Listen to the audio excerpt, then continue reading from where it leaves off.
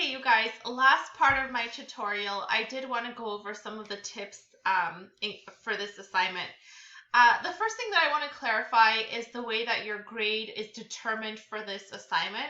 So first of all, our assignment percentage, the overall percentage is 15% for group presentations.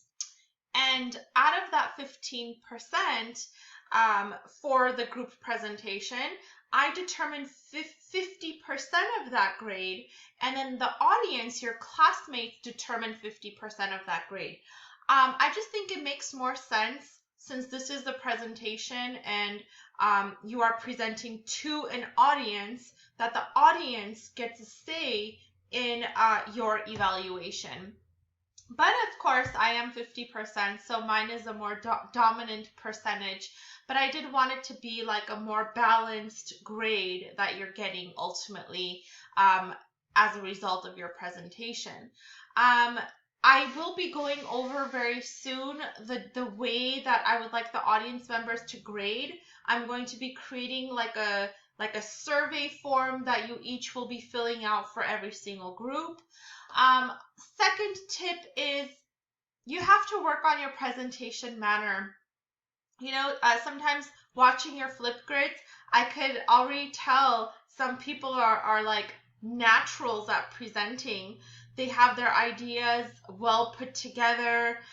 They have a certain organization that they follow, a certain structure. They work on their voice projection. There's so many different factors that go into getting like a good presentation. For me, I have to work on it. I'm not naturally good at presenting. I'm really not. I say a whole lot of ums and uhs. I'm sure you guys have noticed that even when I create my little tutorials, there's a lot of hiccups, and I don't necessarily delete those because I want to show that the struggle is real. And sometimes it's not easy and it's not swift and it's not smooth. So when you do have control over your presentation and you can re-record, I just think, why not do it? Why let a mistake remain? Come across more prepared in your presentation, more engaging. I put over here a section of the presentation will be on your level of interest. That's a section that you are being graded on by your fellow classmates. Your manners, your fun factor. There's been so many presentations I've had in the past where just like the presenters look completely disengaged. They look like they're at the dentist about to get a root canal. You know, and as a result, like the rest of us, the audience, we're not into it either. We're just kind of like, okay, this seems boring because the presenter is bored presenting it. So why shouldn't we be bored watching it? So I did put a little note that if you appear disinterested, bored, and unprepared, then you will hurt your chance of receiving a high grade. Some of these videos that I've seen in the past, it just seems like sometimes students just like slap it together without even reviewing it. They just post it, maybe because they did it last minute and they didn't have time to edit anything. You know, all of that is part of your presentation. So please consider all those three different things: your preparedness, your professionalism, and of course the fun factor, how engaging your presentation is. I also wanted to put a note that your role as an audience member is also critical to the success of this presentation. The way that I have organized the presentation page is that it's going to be a discussion forum.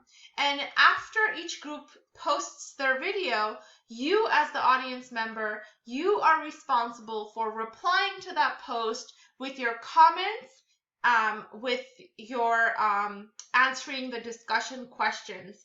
And you have to do that in order to engage in the discussion that the presenters are trying to prepare for us.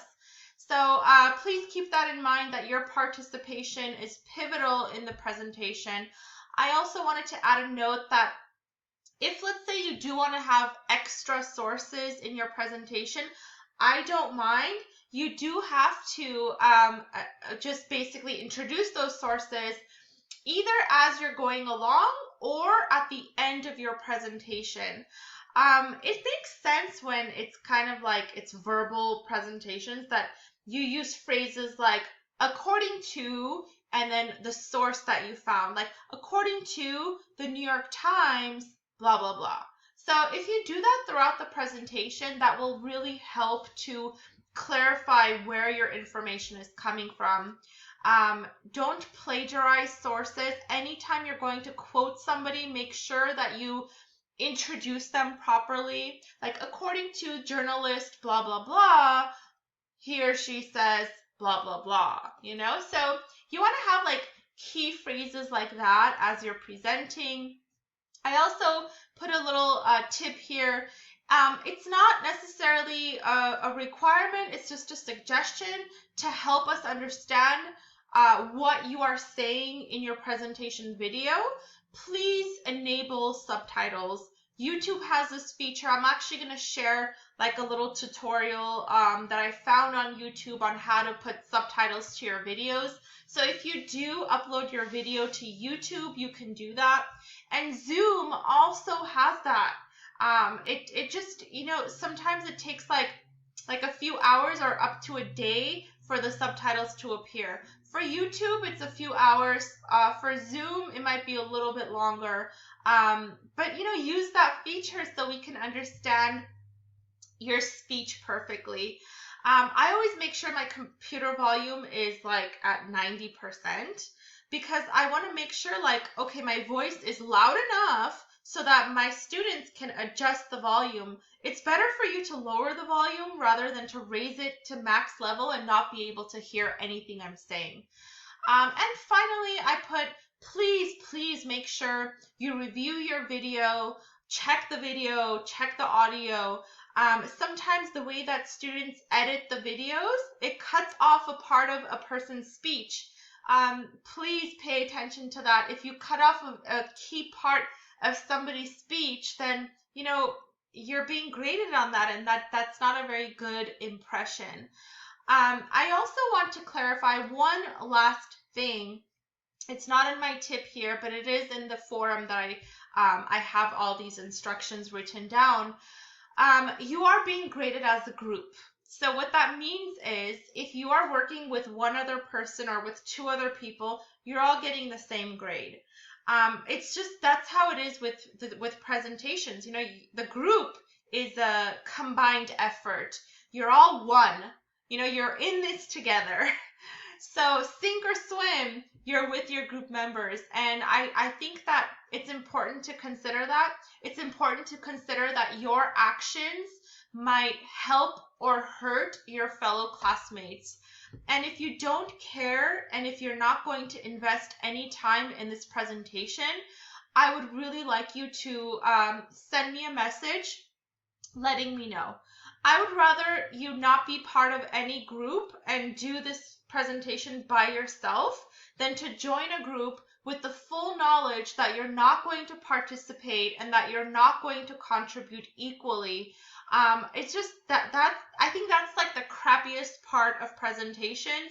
But so far with these online ones, I've seen really good results. It's just, you know, everybody has to be willing to participate equally.